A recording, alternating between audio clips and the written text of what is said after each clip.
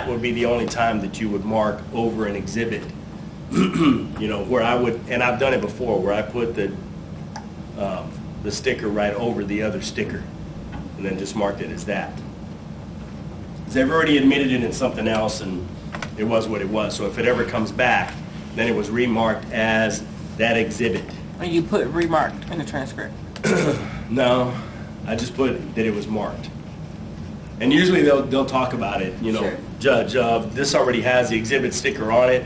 You know, it's exhibit number 1 of the 262, but we want it marked as state's exhibit number 16 of the termination trial and the trial on the merits. Oh, okay. Yeah, okay. So then you just kind of put it over. All right? Marking envelopes or bags containing various items and evidence. Items that are so small that they cannot be physically marked are often placed in envelopes or small, clear plastic baggies. A sticker is then placed on the outside of the bag. For example, small bullets, fragments, nails and screws, marijuana plants, and drugs, and so on may be placed in envelopes or baggies. So if they say, you know what, I want to offer this Quaalude in the evidence, Judge, and I want it marked. Really? You're not going to take that exhibit sticker and put it on the Quaalude or whatever to show that, you know, whatever, okay? So they're usually going to have it like in a baggie, some kind of envelope or whatever, cocaine, marijuana, you know, and you can't mark those things. You can't mark powder, and you can't mark a, you know, a plant or a bud or whatever they call it, whatever it is or whatever. You know, if it's a, you know, even a joint or whatever, it's like, we want to have this marked. You put the little tag on it and roll it around. I don't know, you know? No. They usually have it like in a bag. So something like that, they always have it marked in a bag, okay?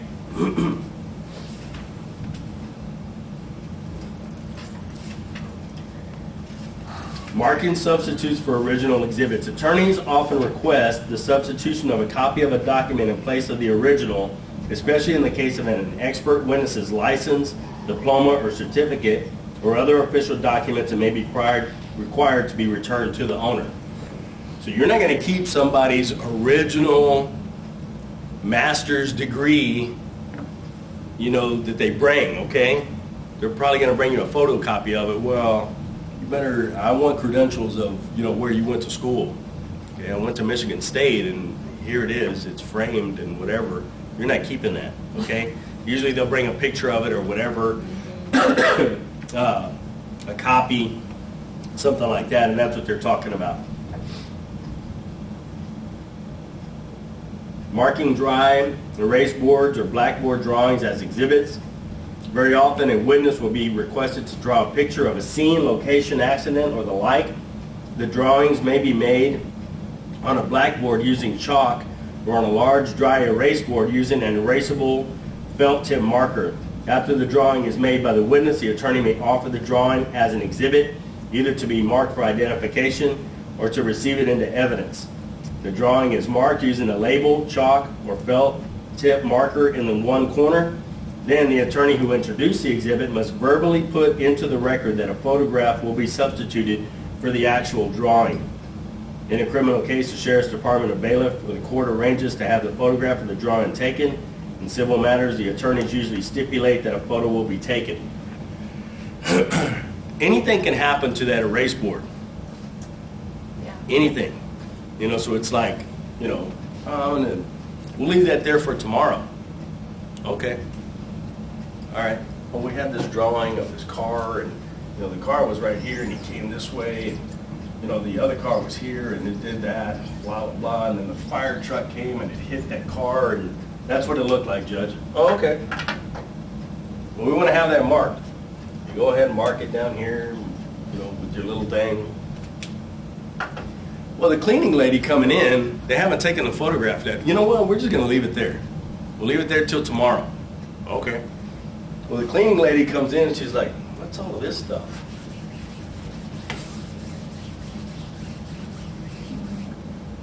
Your exhibit's gone. So now the next day you're coming in and it's like, Where's the exhibit? I don't know.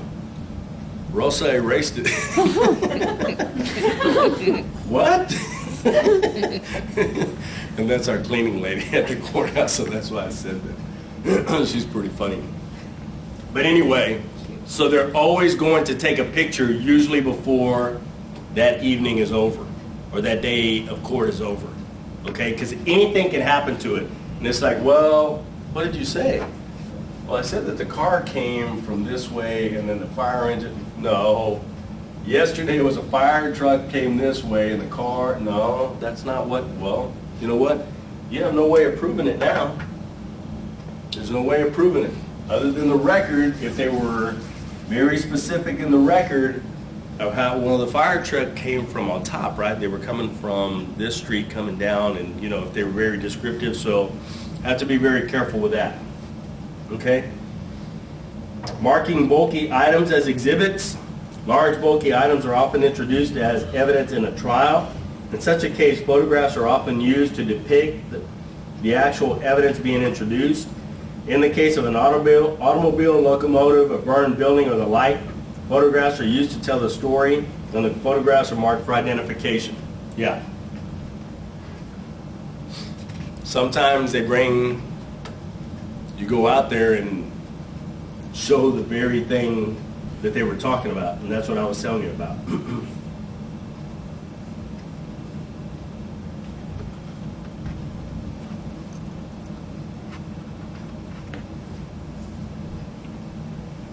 Exhibit parentheticals. The parenthetical that you use in your shorthand notes can be a very quick notation that can be filled in that time of the editing. It can be a computer-generated include command that will automatically insert a predefined parenthetical. Mark, mark. That's what that is. Okay? Or, if you didn't have time to do it, don't freak out. You know, it's not that big of a deal. When you go back and edit, all you have to do is go back in there, and how do you put in your block files? To insert a block file. Alt-R. Holy cow. Somebody was paying attention. Alt-R. Read Alt-R. in. That's what Read. it stands for. Read. Read in. But that's what it is, Alt-R. So you put your block file in of what? Mark. Sworn. I mean, mark. Usually I think it's exhibit or whatever, but whatever. And then you put it in there, and it just brings up the same thing that you would have had in there had you put mark, mark. So it's not that big of a deal. Don't freak out if you forget to do it on your machine. Make sure that it goes on that information sheet before anything. But hopefully you do it on your machine also. Okay?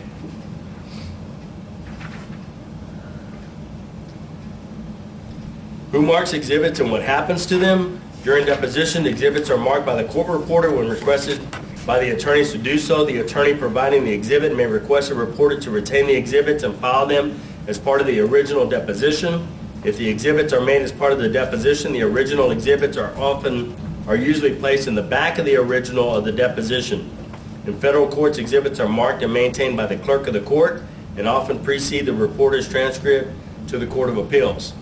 Y'all remember Kristen talked about that. In most of these courts, however, the exhibits are maintained by the clerk of the court and transmitted by him or her to the proper appellate court with the other records. In courts not of record, the judge or the clerk may mark the exhibits and retain them, even though the attorney may have brought a reporter to produce a verbatim record in a case of an appeal. Because each court in each jurisdiction differs in terms who marks the exhibits and who retains them, you must follow the protocol for the court jurisdiction in which you are working. If the court reporter is responsible for marking and keeping exhibits, he or she should check carefully at every recess and adjournment to ensure that all exhibits are there. You really want to do that, guys. Because if it's been offered and admitted, and you're like, where's exhibit 4? The pictures. I don't know. Huh? Well, they were offered and admitted. Where are they? I don't know. Well, the attorney was showing them to the witness, and then he just kept them, and it got in his file, and then all of a sudden he kept them in his file. You, before you adjourn every day, whether it's to lunch or adjourn for the day, it's like, guys, we need to go over the exhibits, make sure all the exhibits are here, okay? I have 1, 2, 3, 4, 6, and 8 were admitted. Yeah.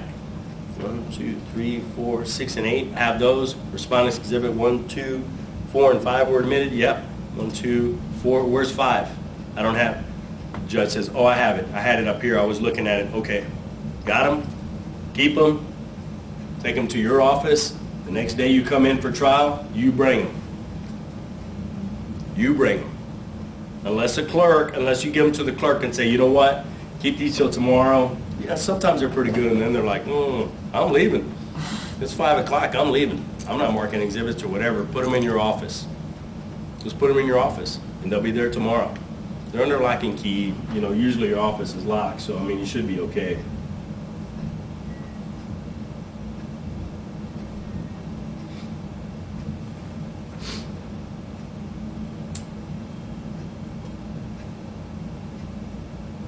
And that's what they just said. At the end of the day, put all exhibits into numerical order and check carefully to make sure that all of them are in your possession.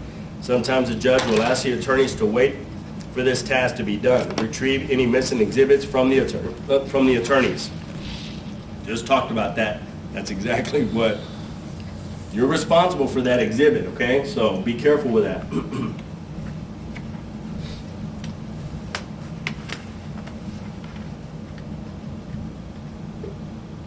Some judges always send exhibits directly to the jury. Others wait until they specifically request all exhibits or some of them. In some jurisdictions, the reporter is charged with the responsibility for exhibits and is required to store all valuables in a safe deposit box at a bank within the confines of the courthouse. I guess. You know, if it's a kilo of Coke, you know, and they're bringing it in, I don't know that you just want to keep that on your desk, you know, for tomorrow. Rosa? Yeah. Rosa may do more than just.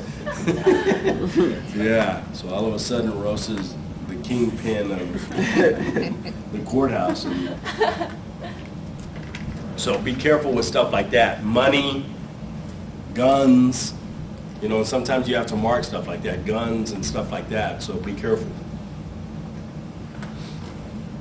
A final note about exhibits. As the guardian of the record, the court reporter is ultimately responsible for keeping track of all exhibits, how they were marked, and whom has them. Therefore, the court reporter keeps a good record of the exhibits on his or her information sheet, marks the exhibits using an appropriate sequential numbering system, places proper parentheticals within the transcribed record, and knows exactly where the exhibits are at any given moment.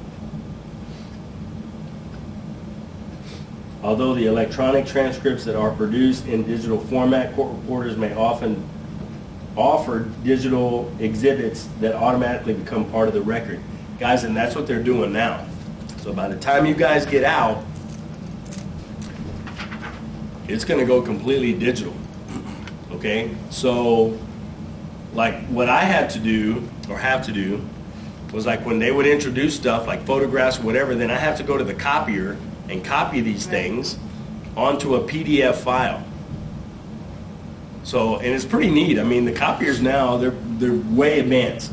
So it's taking a picture of this thing on a PDF file, and then it allows you to send it to your email address.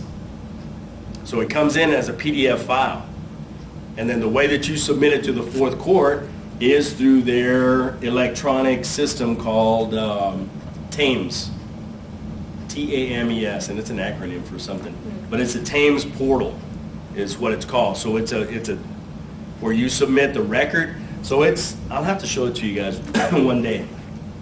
I'll bring my computer one day and I'll show it.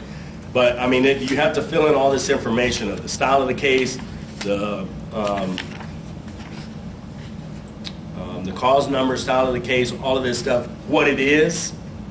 You know, so it has a reporter's record in there. Well, it's not a record, it's an exhibit. So now you have to choose exhibit, You have to describe exactly what it is. Well, it's a series of photographs. Oh, okay. All right.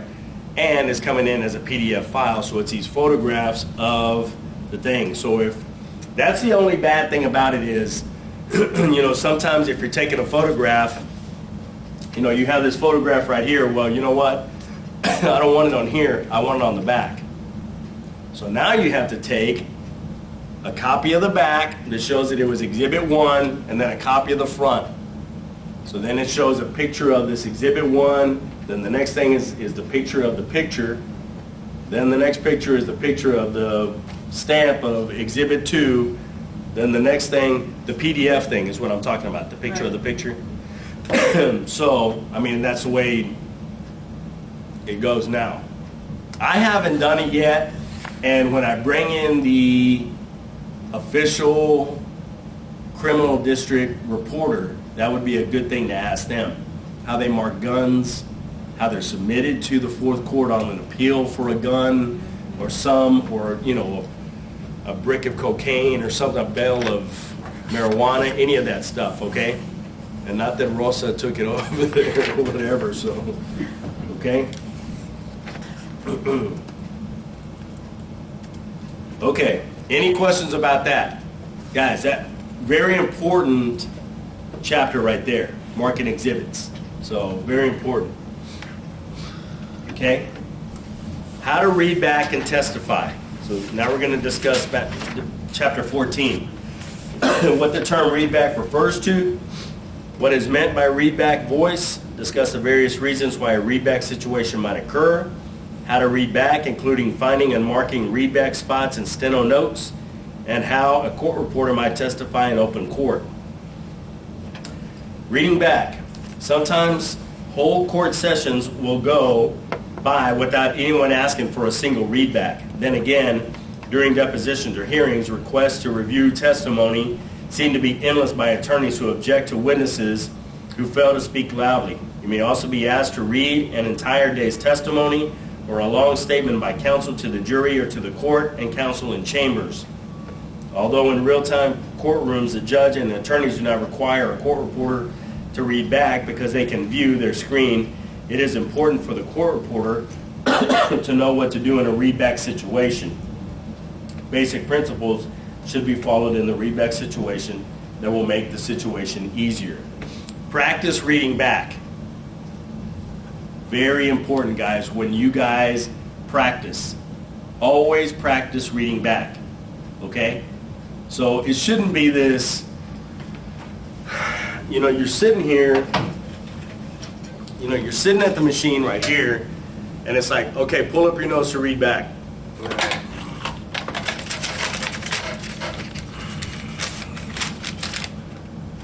Question, where do you live? Answer, guys, keep it professional, okay? Sit up straight, make it look professional, even in class. Can you see? Yes. If you need to get up, get up. Even in class, always keep it up. You're always up. Does that make sense? Sit up straight, make it look professional. What I always tell my students when I was teaching speed, and I ask them to read back, it's like you're reading back to the jury all the time, okay? Or you're reading back to someone else, okay? So you always read ahead first. Always pull it up, read ahead a little bit to see if you're going to get stuck on anything, then go back. Question, when was the first time that you saw the defendant in the car? Answer, the first time was Tuesday at about noon. Not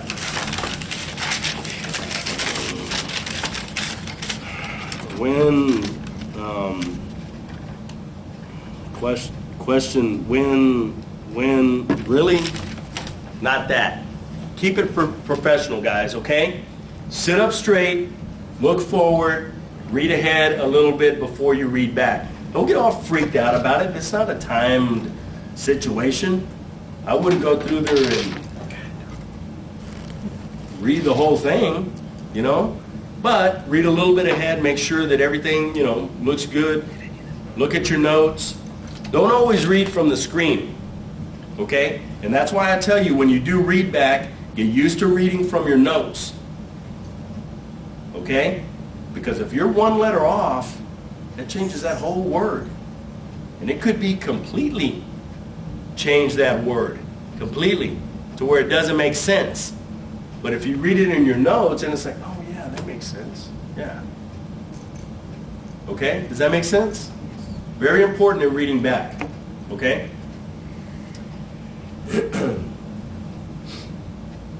Practice reading back. The first principle is literally to practice reading back. As a student in court reporting, you should have spent hours and hours of reading back, either in class or in practice.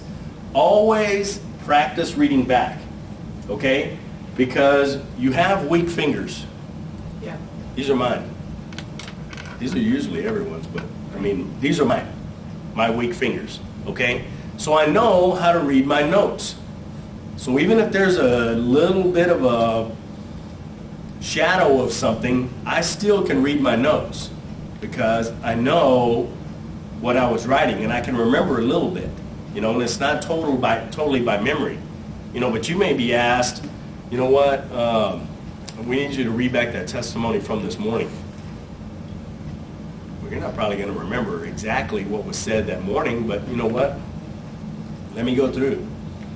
Now the machines are to where all you do is read that little card in, have it printed up, and you can read it right there on a rough draft.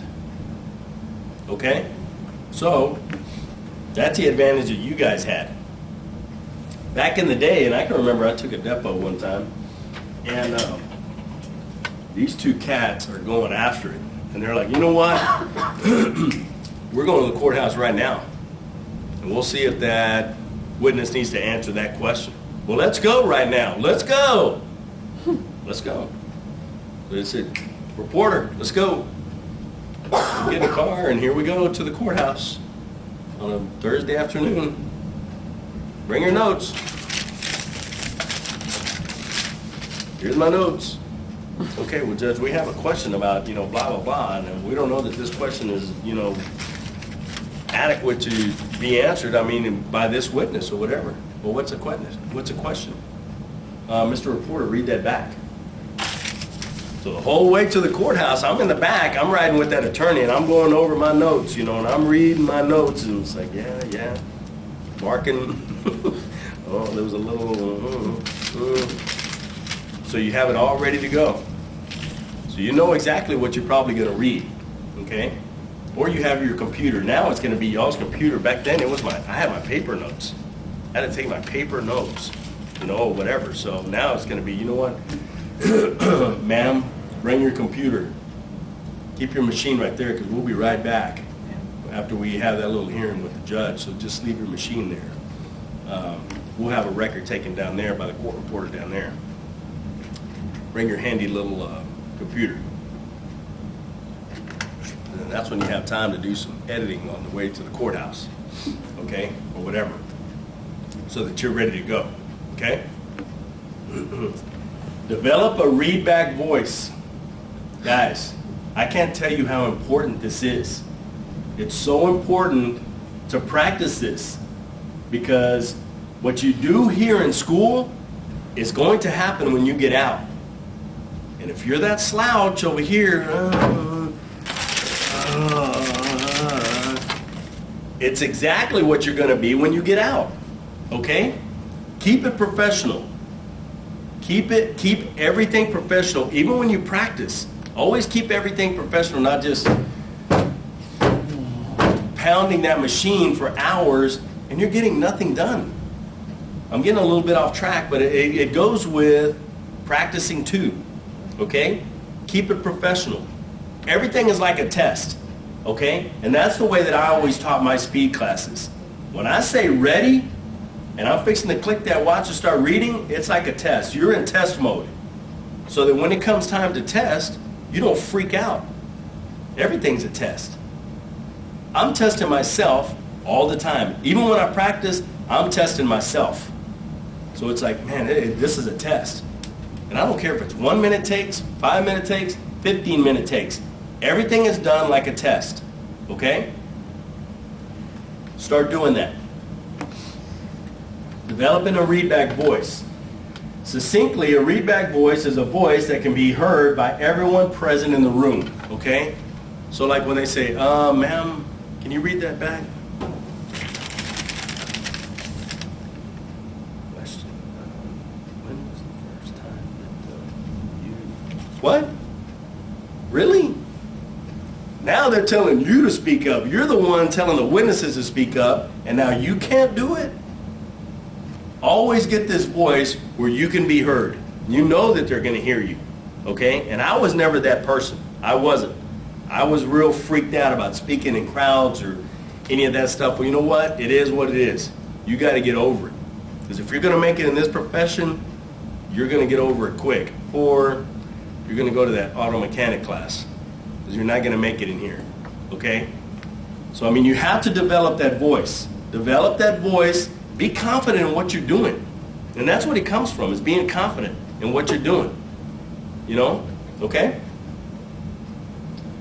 You should not have to shout to be heard, but you should project your voice outward. Most new court reporters make the mistake of reading back to their notes. As a result, their voice is absorbed by the machine and notes directly in front of them. So you know what reading back to your notes is? This. Question, when was the first time that's not it. Here. Question, when was the first time that you saw that automobile? Your voice is here, okay? That's what they're talking about. Not reading to your notes. You're reading to the people from your notes, all right? When seasoned reporters read back, they place their notes in front of them, but raise their heads so that the words that they utter go out and beyond their notes. And that's what I'm talking about. When you sit up straight and you're looking forward, projecting forward, everything goes forward. When you're slouching over and you're looking down, your voice goes down. So, you know, if I sit here and I go, that usually occur for specific reasons. Original question. Can you guys understand what I'm saying? Can you? I can hear me. But it's not. You're reading to the book. I'm not reading to the book. I'm reading to you guys. So pay attention to what I do. You know, like even when I read, I'm reading like this. You know, and I'm reading up here. You know, I'm not reading down here. You know, and when you project down, your voice goes down. When you're up, your voice is going to project forward. Okay? Does that make sense? And it's simple little things like that that's going to make your job a little bit easier. Okay? Take time to read. Perhaps one of the most important things to remember when reading back is to take your time. Guys, it's not a contest. It's not a read back contest. Okay, can you read back that last question, please?